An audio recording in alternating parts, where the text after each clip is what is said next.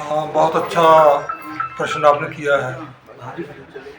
जब से प्रदेश में कांग्रेस सरकार बनी है और विशेषकर जब से नालागढ़ में उपचुनाव हुआ और विधायक हरदीप बाबा जी बने, तब से तीनों चीज़ें, खनन माफिया, स्क्रैप माफिया और चिट्टा माफिया, नशा, इसका पूरा प्रचलन हो गया है। खुलेआम दुकानों पे नशा बेचा जा रहा है और कानून व्यवस्था जो पुलिस या प्रशासन जो रोकना चाहिए, मुझे लगता है वो पूरा अंडर प्रेशर है वर्तमान विधायक की कार्यप्रणाली की वजह से। और मैं कहता हूँ हंड्रेड्स, सैकड़ों के हिसाब से हैवे जो है टिपर्स, जो हमारा बहुमूल्य मिनरल, जो हमारा खनिज रेत बजरी जो है, वो पंजाब को जा रही है, हरियाणा को जा रही है और कोई पूछने वाला नहीं है। रात को तो खनन होता ही होता है, दिन में भी हुआ है। और बड़ा, आप अगर नालागढ़ की आप आरसी देखेंगे जो सर्टिफिकेट होता है, तो पिछले 3-4 महीने में मुझे लगता है कम से कम ज़्यादा नहीं तो 40-50 हैवे, जेसीबी, पोकलेन्स ऐसे ला रहे हैं लोग, क्योंकि सरकार के जो डेवलपमेंट का काम है वो तो बंद है।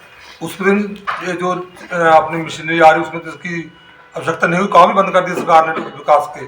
तो सारा जो ये ला रहे हैं लोग, इसी काम के लिए ला रहे हैं। तो मुझे तो इस पूरी आशंका है कि आने वाले समय में पूरा नालागढ़ बर्बाद हो जाएगा, युवा बर्बाद हो रहा है, फैक्ट्री वाले जो है बहुत दुखी है, उन्हीं के विधायक के बंदे ही आपस में लड़ते हैं, दो ग्रुप। वो चाहते हैं, एक कहता मैं खा जाऊँ, दूसरा कहता मैं खा जाऊँ, तो आपस में लड़ रहे हैं। हमारे भाजपा कोई मतलब नहीं है उससे, हमारे लोग तो सही काम करते हैं अपना ईमानदारी का, और उन लोगों में होड़ लगी है, एक से बढ़कर दूसरा लोग इस चक्कर में फैक्ट्रियों वाले मालिक जो है वो परेशान है। और जिनका पहले काम था, नेचुरली वो आपस में उनको भी तकलीफ होगी जब आपस में लड़ाई झगड़े हो रहे हैं। कानून व्यवस्था बिल्कुल शर्मा गई है और बहुत, मुझे तो पता नहीं कितने केस, कितने FIR हो गई होंगी पिछले 2-3 महीने में। तो इसका पूरा निकालें, पूरे पिछले 5 साल का निकालें और आपका निकालें 4 महीने का, तो आपको अपने आप रेशो पता लग जाए क्या कहाँ जा रहा है नालागढ़। विकास जो हमने जयराम ठाकुर जी के नेतृत्व में भाजपा की सरकार थी, तो हम लगभग 600 करोड़ के विकास कार्य स्वीकृत करवाए थे। उसमें कुछ जमीन पे आए, कुछ होने थे, तो वो बड़े धीमी गति से चले गए क्योंकि विकास की तरफ विधायक का ध्यान नहीं है। पिछले दिनों डिप्टी CM और CM आए, तो वो जितने भी शिलान्यास और उद्घाटन उन्होंने किए, 100% वो मेरे द्वारा स्वीकृत करवाए गए हैं। जिसका शिलान्यास किया और जिसका उन्होंने उद्घाटन किया, वो मेरे विधायक रहते हुए ही कार्य पूर्ण हो गए थे। तो ये तो औपचारिकता मात्र थी। चलो, ये तो होता है, जिसकी सरकार होती है उद्घाटन वही करते हैं, इसमें मुझे कोई ऑब्जेक्शन नहीं है।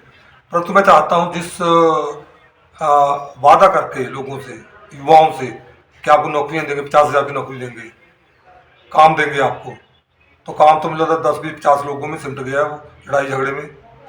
और ना युवाओं को नौकरियाँ मिल रही हैं फैक्ट्रियों में, और ना काम मिल रहा है, और विकास के कार्य पूरे ठप है। बाकी प्रदेश की सरकार तो आप जानते हैं कि कैसे है, चाहे गोबर की बात हो 2 रुपये किलो वाली, चाहे युवाओं को नौकरियों की बात है, चाहे महिलाओं को 1500 रुपये की बात है। कोई भी वादा जो है, कोई भी जो गारंटी है, कांग्रेस सरकार पूरा नहीं कर पाई। प्रदेश सरकार तो फ्लॉप है ही है, पर नालागढ़ में जो विधायक की कार्यप्रणाली है उससे भी ज़्यादा फ्लॉप हो गई है। तो लोग सब अब जान गए, अब लोग कहते हैं हमने गलती कर दी है, पर गलती जो कर दी वो तो कर दिया। अब विधायक को चाहिए कि कम से कम लोगों को, नालागढ़ के लोगों पे तरस खाए और विकास करवाए, लोगों को लड़ाई झगड़े से बचाए, ना कि एक जो काम होता है उसमें 10 लोगों को भेज देते लड़। लोग हमारे ही हैं, नालागढ़ कंस्टिट्यूंसी के हैं, बेशक वो हमारे साथ नहीं चले, इसका मतलब ये नहीं है कि हम चाहते हैं कि वो आपसे लड़े, क्योंकि बाजू फ्रैक्चर हो गए, रॉड पड़ गई, ऐसे वैसे ऑपरेशन हो रहे हैं रोज, ऐसे लड़ाई झगड़ा हो रहा है स्क्रैप के लिए।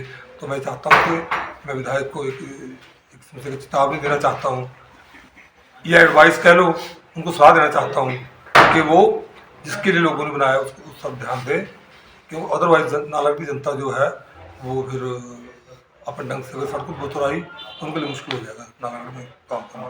धन्यवाद।